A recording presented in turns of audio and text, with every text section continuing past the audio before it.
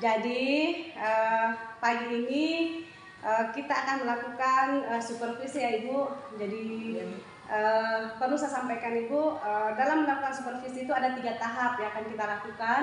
Yang pertama itu namanya tahap pra-observasi, di mana pada tahap itu saya akan melakukan wawancara sedikit tentang Ibu untuk mendapatkan gambaran singkat tentang apa yang akan dilakukan di kelas.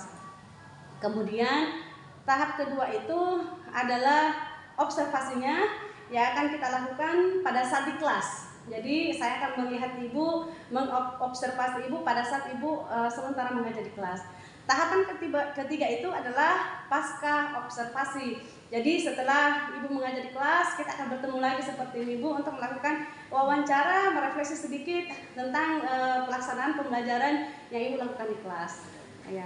Jadi kita masuk ke tahapan pra-observasi. Ibu, kalau perlu saya ingin tahu, Ibu nanti ini mengajarnya di kelas mana? Di kelas 81. Kelas 81. Materi apa itu Ibu? Materi Teorema Pitagoras. Teorema Pitagoras. Apa tujuan pembelajarannya Ibu nanti itu? Jadi di materi Teorema Pitagoras itu Bu, ada 4 tujuan pembelajaran yang ingin saya capai, di mana peserta didik itu nantinya akan berdiskusi. Oh, iya. Nah, jadi tahapan yang pertama itu, tujuan pembelajaran yang pertama itu melalui kegiatan diskusi peserta didik dapat memahami Teorema Pitagoras. Kemudian yang kedua, peserta didik melalui kegiatan diskusi peserta didik dapat menemukan kebalikan Teorema Pitagoras. Kemudian yang ketiga, melalui kegiatan diskusi peserta didik dapat menghitung panjang salah satu sisi jika 2 sisi yang lain diketahui. Kemudian di tujuan pembelajaran yang keempat ini peserta didik akan melakukan persentase. Jadi tujuannya peserta didik dapat melakukan persentase dengan baik dan benar. Oke. Oh ya, jadi ada 4 tujuan pembelajarannya Ibu. Yang pertama itu, jadi yang bisa saya tangkap tadi, melalui kegiatan berdiskusi, peserta didik itu diharapkan dapat memahami Teorema Pitagoras. Kemudian melalui kegiatan berdiskusi, diharapkan peserta didik itu dapat menemukan kebalikan dari Teorema Pitagoras. Kemudian melalui kegiatan berdiskusi, anak-anak atau peserta didik dapat menghitung panjang salah satu sisi jika 2 sisi yang lain diketahui. Dan yang terakhir, melalui kegiatan presentasi, anak-anak itu diharapkan dapat melakukan presentasi dengan baik dan benar. Oke.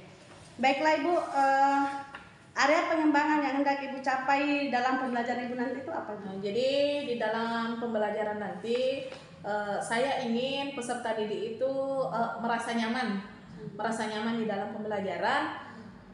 Kemudian peserta didik aktif di dalam pembelajaran. Kemudian nantinya peserta didik akan berdiskusi. Saya ingin peserta didik saling berkolaboratif di dalam kegiatan diskusi itu. Jadi area pengembangan yang hendak Ibu capai itu, Ibu ingin melihat anak-anak merasa nyaman di dalam pembelajarannya Ibu. Kemudian diharapkan itu, Ibu mengharapkan anak aktif dalam pembelajaran Ibu. Kemudian melakukan diskusi supaya melihat, Ibu bisa melihat mereka berkolaborasi dalam kegiatan diskusi itu. Oke, untuk mewujudkan area pengembangan yang hendak Ibu capai tadi, strategi apa yang Ibu persiapkan? Jadi strategi yang saya persiapkan, di sini saya melihat gaya belajar peserta didik. Jadi nantinya saya akan bagi 3 kelompok berdasarkan gaya belajar peserta didik itu. Yang pertama ada kelompok visual, kemudian ada kelompok auditori, kemudian yang ketiga itu kelompok kinestetik.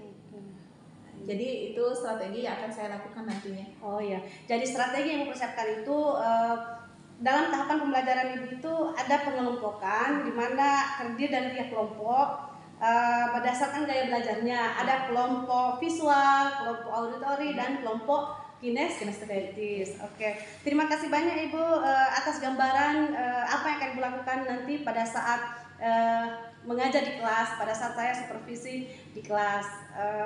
Terima kasih banyak Ibu. Ya, sama-sama Bu. Jadi Bu, sudah bisa kita laksanakan tahap observasi karena waktunya sudah sampai. Oh iya, bisa karena tahapan observasinya sudah selesai. Ya. Oke, jadi Bu, silakan kita menuju ke kelas 81.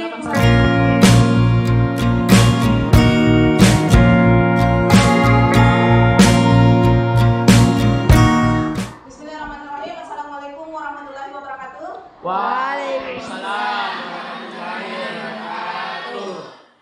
Oke, sebelum kita mulai pembelajaran hari ini, Nak, terlebih dahulu ketua kelas silakan siapkan doanya, Nak. Bersedia Oke, sebelum dimulai, Nak, terlebih dahulu Ibu cek kehadirannya dulu. Ada temannya yang sudah hadir? ada. Siapa, Nak? Bermain sekali Bu. Rumah Saputri kenapa? Sakit. Tangannya. Oke, cuma itu 3 orang.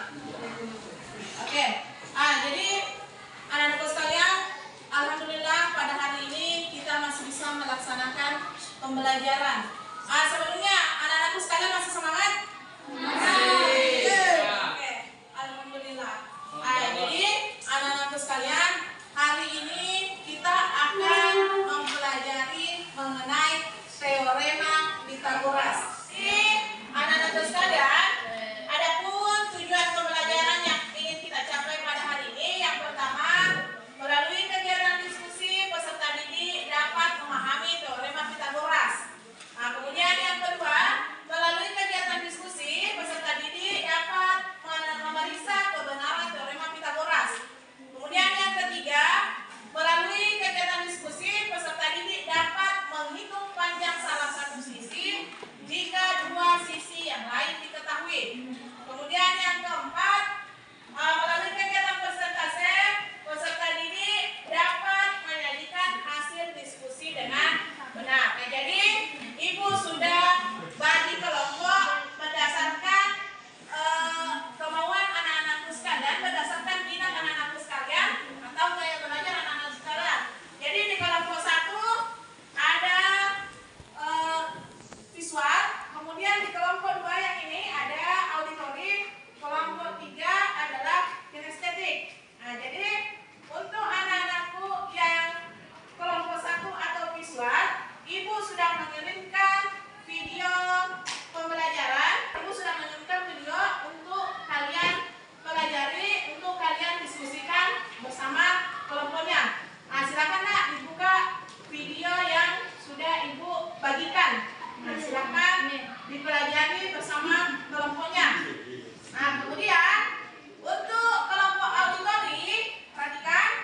Untuk kelompok auditori, silakan perhatikan PowerPoint yang Ibu tayangkan di depan. Jadi untuk kelompok auditori, silakan perhatikan PowerPoint yang Ibu tayangkan di depan. Kemudian untuk kelompok kinestetik, Ibu sudah tempel materi di sana. Anak-anakku sekalian yang kelompok 3 atau kinestetik, silahkan lihat materi yang ada di sana.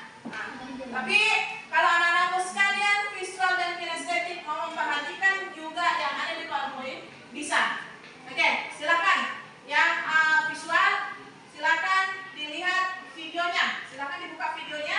Kemudian yang kinestetik, silakan Nak menuju ke materi yang sudah Ibu tempel di dinding.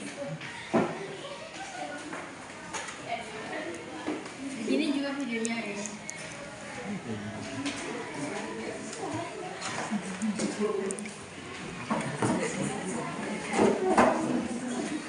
Silakan Nak, perhatikan materi-materi yang Ibu sudah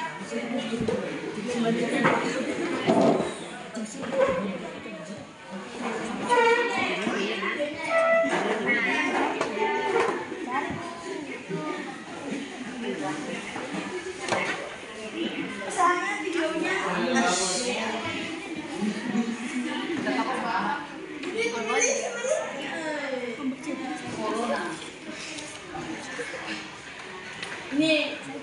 Ini caranya sekarang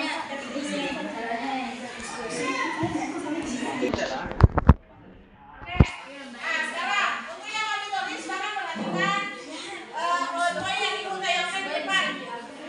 Sekarang memeriksa kebenaran teorema Pythagoras. Jadi apa itu teorema Pythagoras? Anak-anakku sekalian, Ibu akan bagikan lembar kerja, lembar PD untuk anak-anakku sekalian diskusikan dengan kelompoknya berdasarkan apa yang sudah kalian pelajari tadi.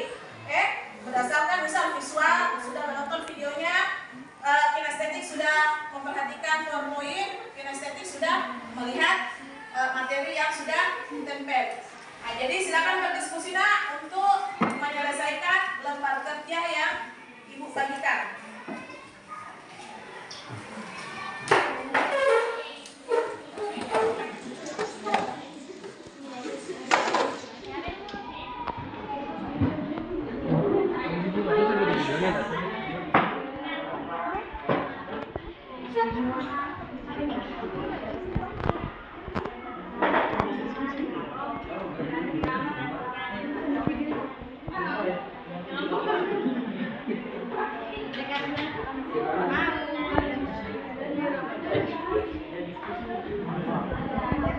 Nah, baik anak-anakku sekalian, tadi ibu tanya apakah di antara kelompok ada yang mempresentasikan dalam bentuk video.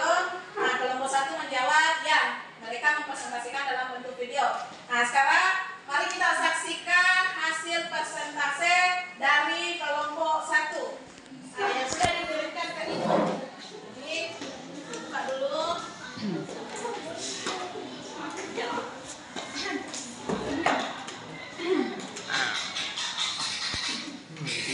Jadi silakan diperhatikan nak.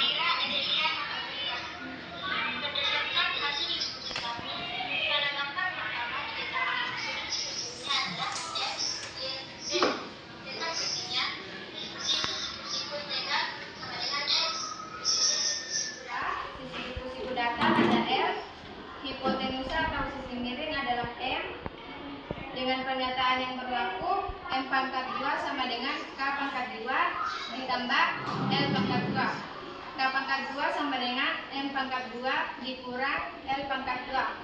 L pangkat 2 sama dengan M pangkat 2 dikurang K pangkat 2.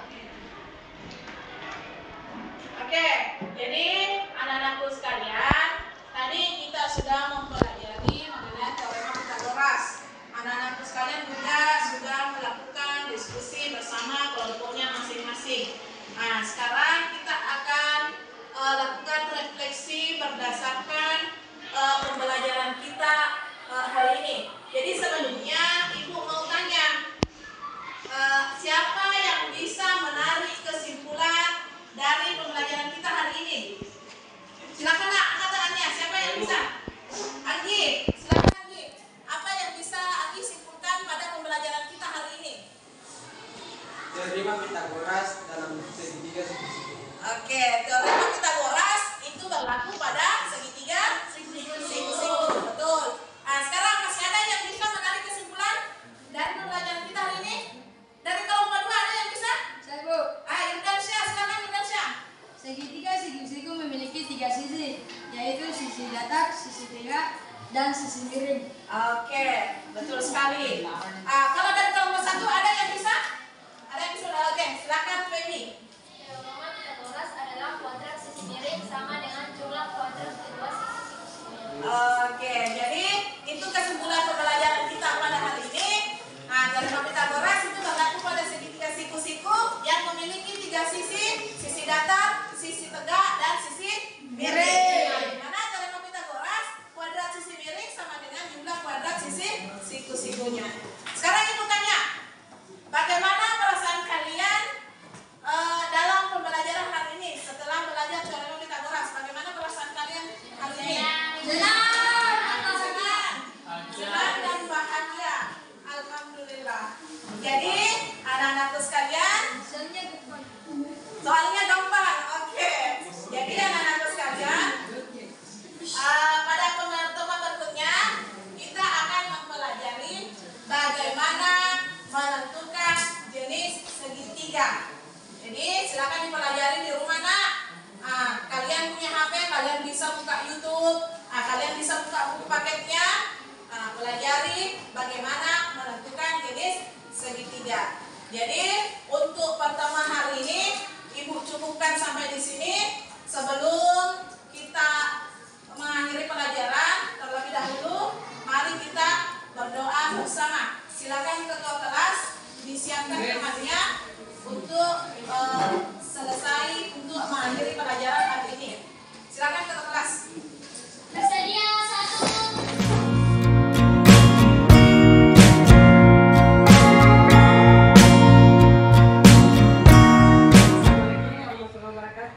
Ya.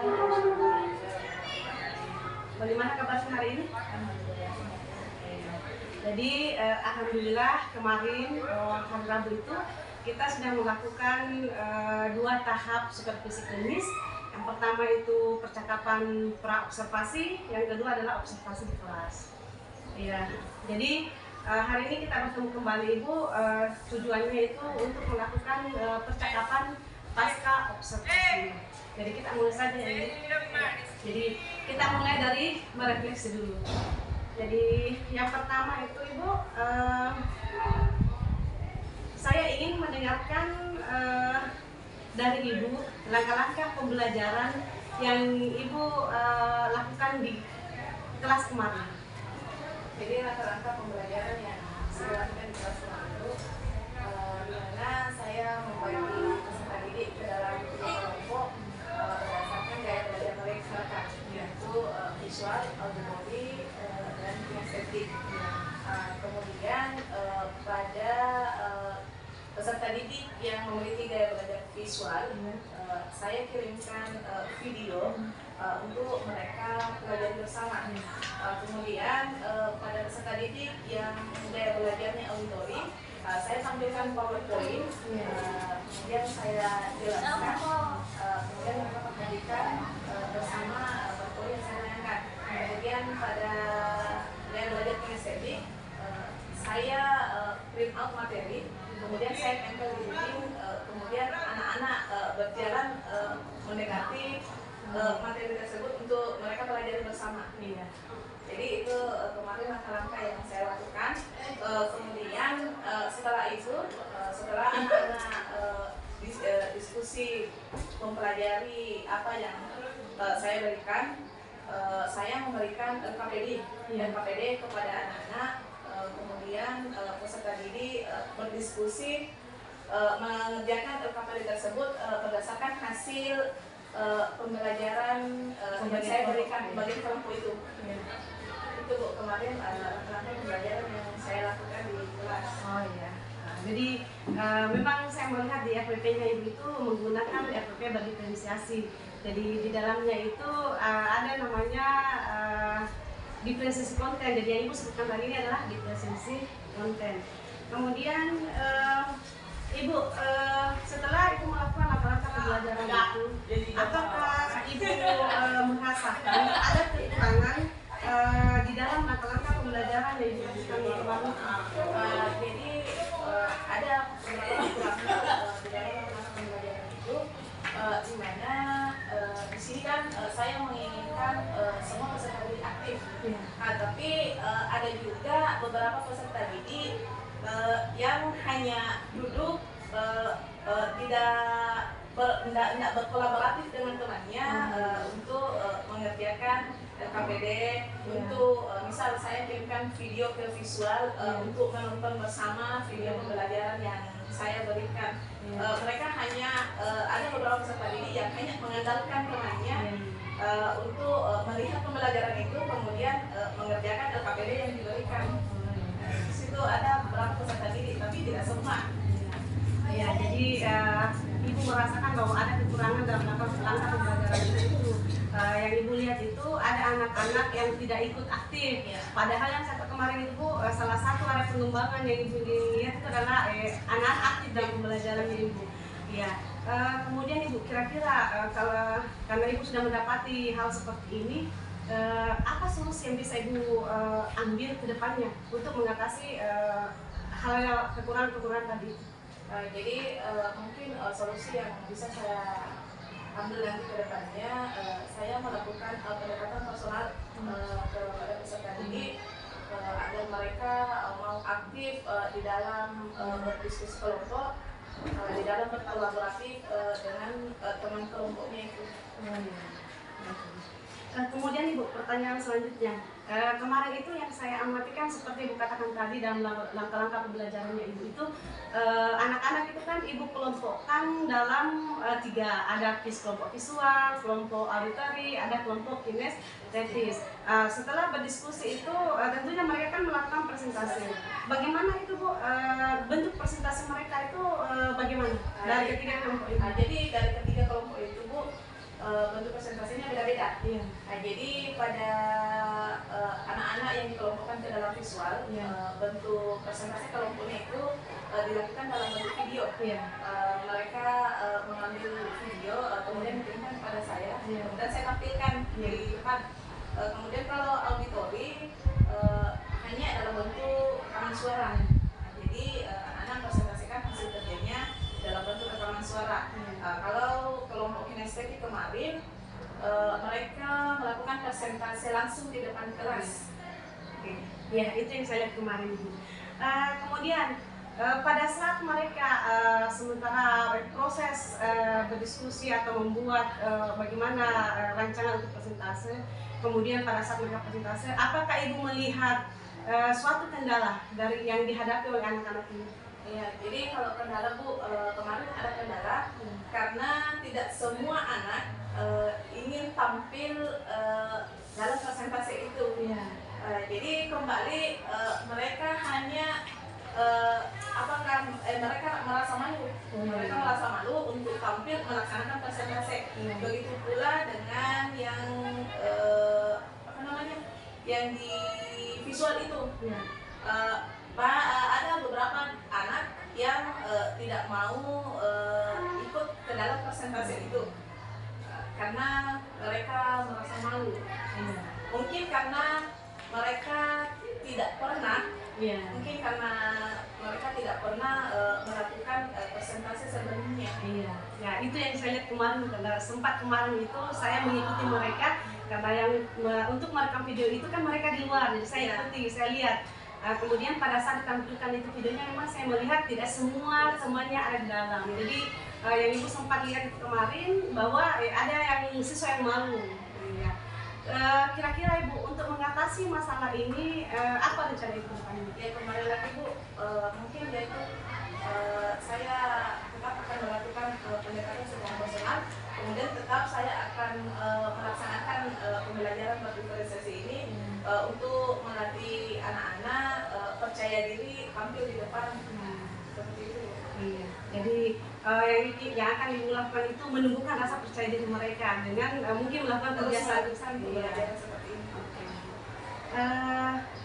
Yang kemudian setelah Ibu melakukan pembelajaran kemarin, bagaimana perasaan Ibu? Perasaan saya cukup senang Bu. Kenapa? Karena siswa juga merasa nyaman, kemudian siswa juga merasa senang ketika hasil presentasi mereka ditayangkan. Ada motivasi terhadap siswa tersebut. Mereka sangat antusias ketika hasil presentasi dari temannya ditayangkan. Betul itu Bu, karena saya melihat itu pada saat rekaman video mereka itu saya melihat memang ada anak-anak yang seperti sudah ada ciri-ciri bahwa dia kayak presenter. Ya, yang kemarin itu kemudian dalam rekaman suaranya juga itu rasa yang merekam suara itu percaya diri, sudah suaranya terdengar dengan jelas, itu artinya ada rasa percaya diri dari mereka. Kemudian yang tampil itu ada juga satu yang saya lihat itu Bu, bagus sekali vokalnya pada saat mempresentasikan. Yang kinestetis itu. Baiklah Ibu, dari pengamatan yang saya lakukan kemarin, Ibu kan mengatakan ada 3 area pengembangan di percakapan observasi kemarin. Yang pertama itu Ibu ingin melihat bahwa anak-anak itu nyaman dalam pembelajarannya Ibu. Kemudian yang kedua itu anak-anak aktif dalam pembelajarannya Ibu. Kemudian anak-anak berkolaboratif dalam berdiskusi. Jadi aktifnya itu sudah terlihat. Kemudian berkolaborasi dalam diskusi itu juga sudah terlihat. Rasa nyaman itu yang masih kurang, karena masih ada siswa yang malu. Jadi Ibu tadi sudah mengatakan ke saya bahwa solusinya itu Ibu akan melakukan pendekatan personal itu supaya rasa percaya diri mereka itu bisa tumbuh. Kemudian melakukan kebiasaan-kebiasaan pembelajaran berintegrasi seperti ini ke depannya. Kemudian kemarin itu juga Bu, saya sudah melihat strategi pembelajarannya Ibu itu menggunakan diferensiasi konten. Memberikan video untuk anak-anak yang kelompok visual, kemudian per poin ditampilkan di depan untuk auditori, kemudian menempelkan materinya dibimbing untuk kinestetis. Kemudian saya juga sudah melihat bahwa pada saat pengelompokan itu kan dikelompokkan dari awal. Jadi pada saat dipresentasikan itu anak-anak juga menampilkan presentasinya itu bervariasi. Visual menggunakan video, kemudian auditory menggunakan rekaman suara, kinestetis tampil langsung di depan. Jadi itu adalah diferensiasi modal. Jadi kemarin itu hanya itu Bu, yang seperti yang Ibu katakan tadi, bahwa kendalanya itu ada pada anak-anak rasa percaya dirinya yang kurang. Kemudian ada satu Ibu yang saya lihat, dan ini dari pengamatan saya, dan ini saran ke Ibu untuk pembelajaran ke depannya. Karena yang saya lihat kemarin itu pada saat setelah mereka presentasi tidak ada umpan balik. Ya, tidak ada umpan balik dari siswa. Dan saya lihat juga itu di LPP-nya Ibu tidak nampak di situ.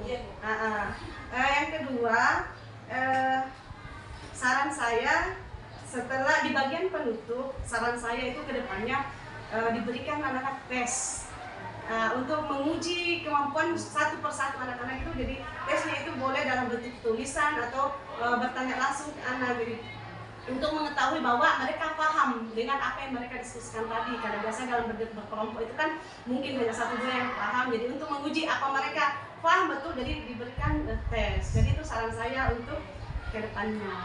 Satu lagi Bu, saran saya, karena saya melihat kemarin itu kelompoknya masih kurang besar, maksudnya Ibu membagi 3, tapi misalnya kelompok visual itu masih banyak muridnya, kinestetis dan auditori tidak seperti itu. Jadi saya menyarankan ke Ibu, jadi dalam pembagian kelompok itu tidak harus 3 Ibu, boleh visualnya ada 2 kelompok, auditorinya ada 2 kelompok, kinestetisnya ada 2 kelompok, supaya berdiskusinya anak-anak itu kita bisa lihat betul-betul melihat bahwa ini yang betul-betul bekerja sama, ini aktif, ini yang tidak. Karena kalau masih dari banyak ya belum terlalu bisa kita anak-anak itu fokusnya, masih ada yang bisa main-main dan sebagainya.